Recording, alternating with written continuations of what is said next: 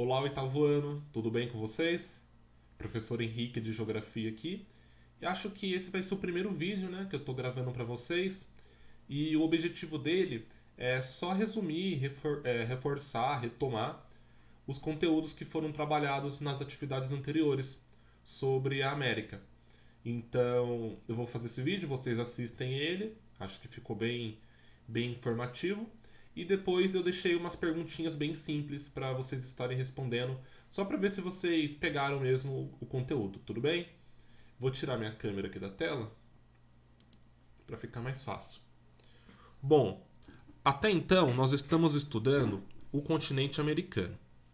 Essa ilustração da esquerda, ela mostra mais ou menos como seria a América vista do espaço, né, vista de satélite, enquanto que na direita nós temos o continente americano dividido por países. Temos, por exemplo, o Canadá, os Estados Unidos, o México, a Guatemala, Cuba, Haiti, Nicarágua, Panamá, Venezuela, Colômbia, Equador, Peru, Brasil, Bolívia, Paraguai, Argentina, Chile e tantos outros que eu não falei aqui. É um continente bem extenso e recheado de países.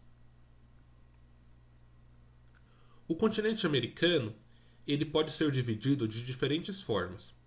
E a primeira forma que a gente vai retomar aqui é aquela divisão feita em América do Norte, América Central e América do Sul. Percebam que a América do Norte é uma grande extensão de terra, né? Enquanto que a América Central é só esse filetinho aqui, essa faixa de terra bem estreita e alguns conjuntos de ilhas, enquanto que a América do Sul volta a ser uma grande porção de terra.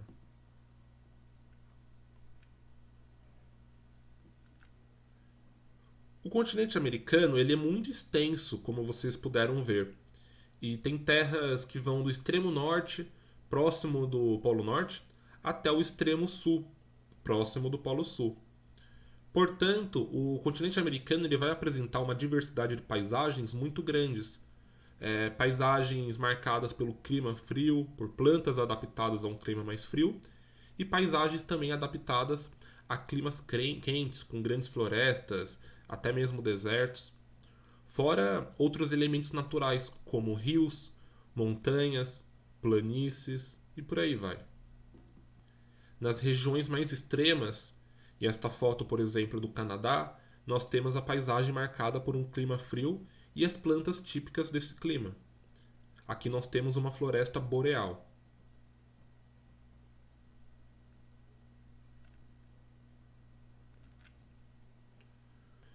Conforme nós vamos nos afastando dos polos e indo em direção aos trópicos, o clima vai se alterando, consequentemente a vegetação também se altera.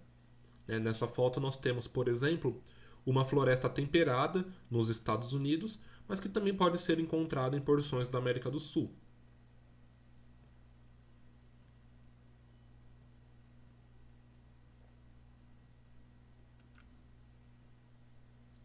Além de áreas frias e áreas mais quentes, nós podemos encontrar também na América, tanto na América do Norte quanto na América do Sul, regiões desérticas ou quase desérticas.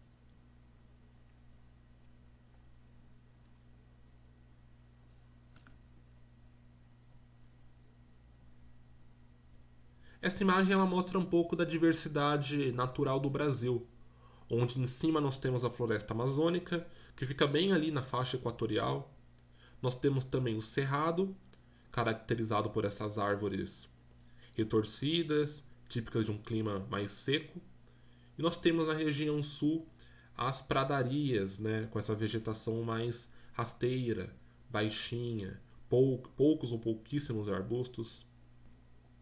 Temos grandes conjuntos de montanhas, como as montanhas rochosas dos Estados Unidos e do Canadá.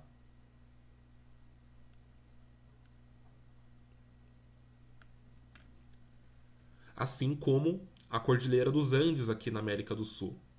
Esta foto, por exemplo, da capital do Chile, mostra ao fundo a Cordilheira dos Andes.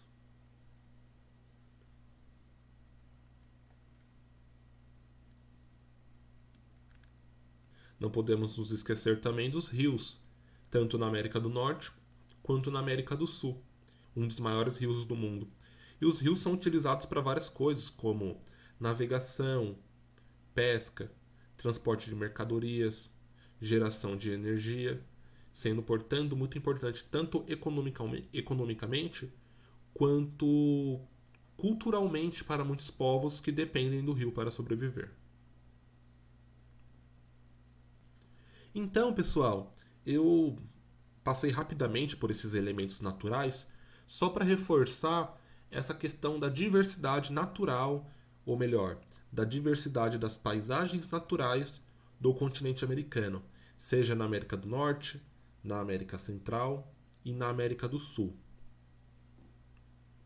E ao lado dessa diversidade natural, existe também uma diversidade cultural. Este mapa, por exemplo, ele informa para a gente a localização e a extensão de civilizações indígenas antes dos europeus chegarem na América. Por exemplo, o Império Azteca em vermelho, aqui na região do México e da Guatemala. O Império Maia também no México e na Guatemala. O Império Inca na América do Sul, na Cordilheira dos Andes. Assim como centenas de outras civilizações que não estão escritas ou pintadas aqui, mas que existiram há milhares de anos antes dos europeus chegarem na América. No Brasil, por exemplo, temos os Tupi, os Tapuia, os Caribe e tantas outras civilizações, tantos outros povos indígenas. Esses povos eles eram variados, né? Existiam povos caçadores e coletores, outros praticavam uma agricultura um pouco mais simples. E, por exemplo, nesta imagem nós temos o Império Azteca, onde os astecas construíram grandes cidades, templos, ruas, comércio. Era realmente uma civilização bem desenvolvida, comparada aos povos da Europa, aos povos da Ásia e da África na mesma época. Aí é um exemplo de templo asteca encontrado na América Central. Só para mostrar para vocês que pirâmides não existiam só no Egito.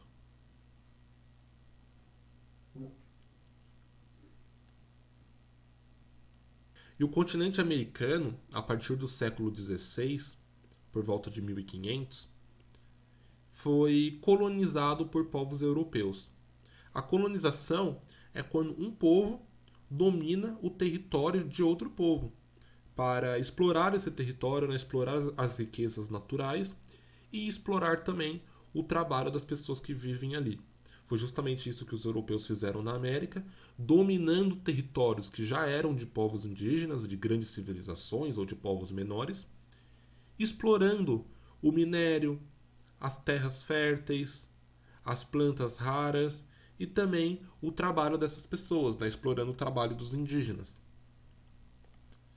Neste mapa, nós temos como é que foi mais ou menos a divisão da América entre os povos da Europa, onde em laranja nós temos aquelas regiões que foram dominadas pelos espanhóis, uma grande porção aqui da América do Sul, da América Central, até os Estados Unidos.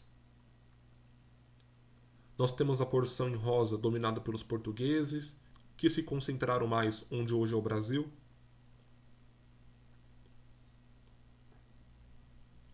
E outros povos também, como em verde temos onde foi colonizado pelos ingleses, aqui na costa leste dos Estados Unidos, né, que mais para frente veio se tornar os Estados Unidos. Os franceses em roxo.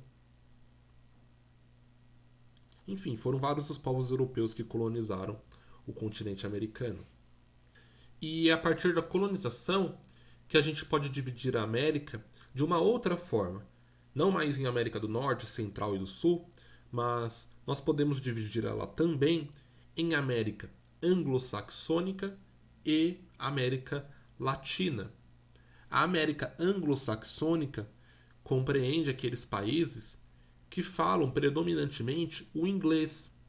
Isto porque o povo que mais colonizou esses lugares foram os ingleses. Enquanto que a América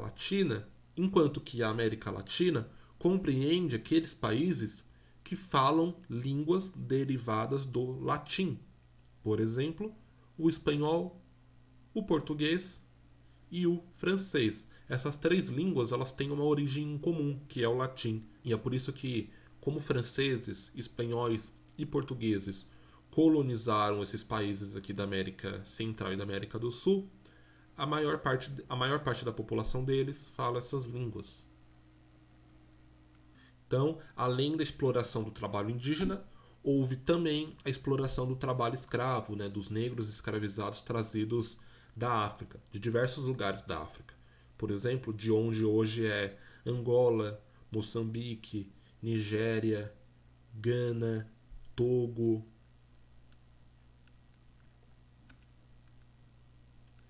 Enquanto naquela imagem anterior nós vimos a exploração do ouro, aqui nós estamos vendo os escravizados trabalhando nos engenhos de cana-de-açúcar aqui no Brasil. E tanto o ouro quanto a cana-de-açúcar ou qualquer outro produto que fosse produzido em larga escala nas colônias, eles eram explorados aqui na América e essas riquezas eram enviadas para as metrópoles, como Portugal, como a Espanha, a França, porque a riqueza mesmo não podia ficar aqui. Ela era totalmente explorada, totalmente roubada pelos colonizadores. E a colonização, ela foi um processo bem violento, né? Não só de exploração dos recursos naturais, mas também de violência contra aquelas pessoas que tentavam se revoltar, que tentavam se libertar. Um processo que durou formalmente mais de 300 anos, né, indo ali de 1500 até 1800, 1820, como o Brasil, que conseguiu a independência em 1822, mas a colonização foi um fenômeno que deixou suas marcas até hoje. Por exemplo, na desigualdade social, no racismo e na dependência econômica da América Latina. Essa imagem é só para deixar claro, né, só para reforçar a questão de que não foi um processo pacífico, de que tanto indígenas quanto africanos se revoltavam, guerreavam, lutavam contra os europeus. E como o foco da colonização era explorar os recursos naturais e o trabalho das pessoas da América, principalmente da América Latina, essas marcas elas podem ser observadas até hoje, quando, por exemplo, a maior parte dos países da América Latina atualmente dependem da produção e exportação de produtos agrícolas, de produtos agropecuários ou de minérios, como nessa imagem onde nós temos a soja sendo colhida de uma grande fazenda. Atividade econômica essa que também gera muitos problemas, por exemplo, o desmatamento.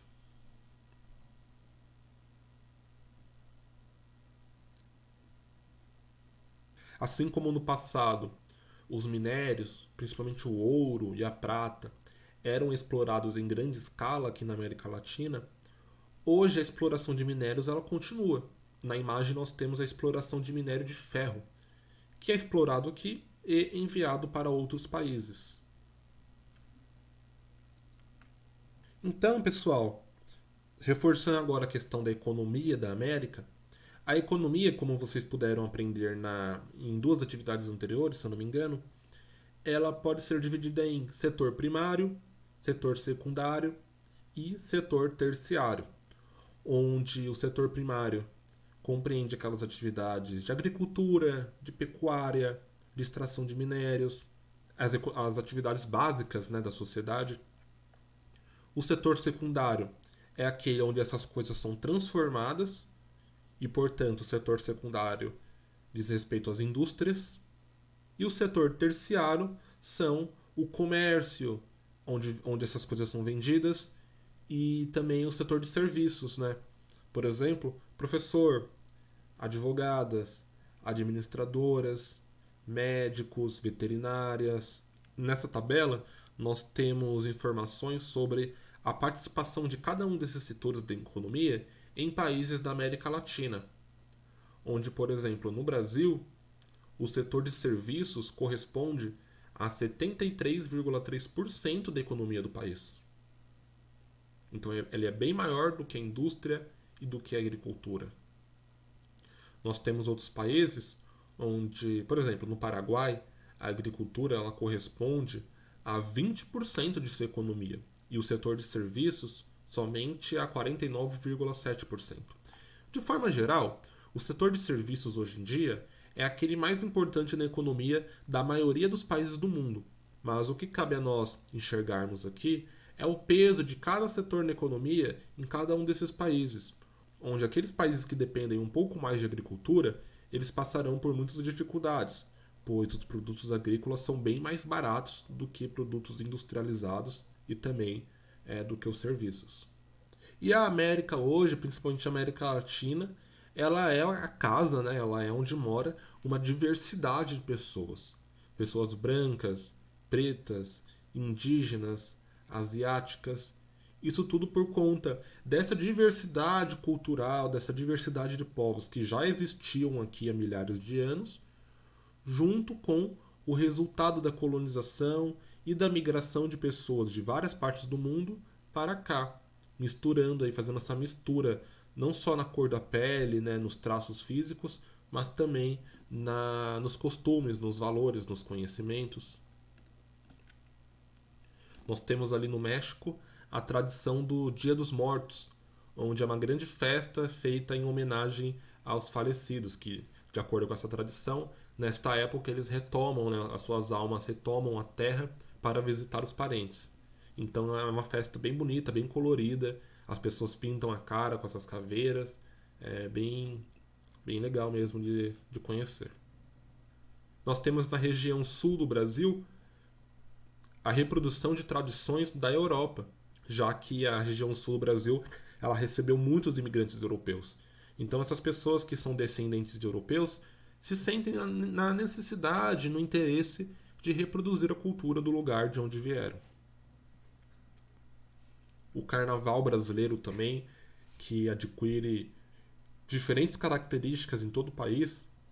Aí, por exemplo, é o Carnaval de Olinda, onde eles fazem esses bonecos gigantes, né, representando aí personagens importantes. Mas temos também o Carnaval das escolas de samba, que desfilam nas passarelas, e o Carnaval de rua propriamente dito, né, com os trios elétricos, marchinhas.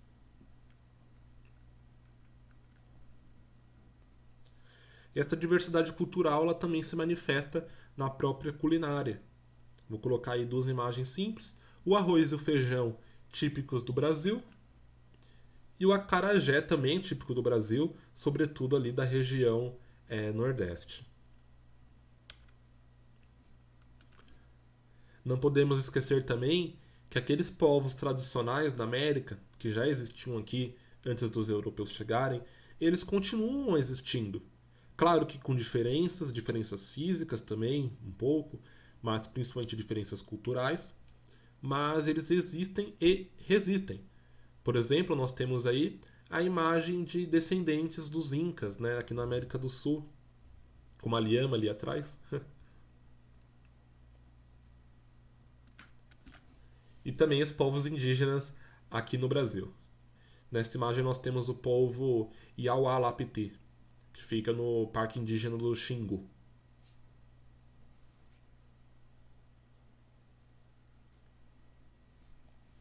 Bom, e é então com aquela imagem dos povos indígenas brasileiros que eu vou encerrar esse vídeo.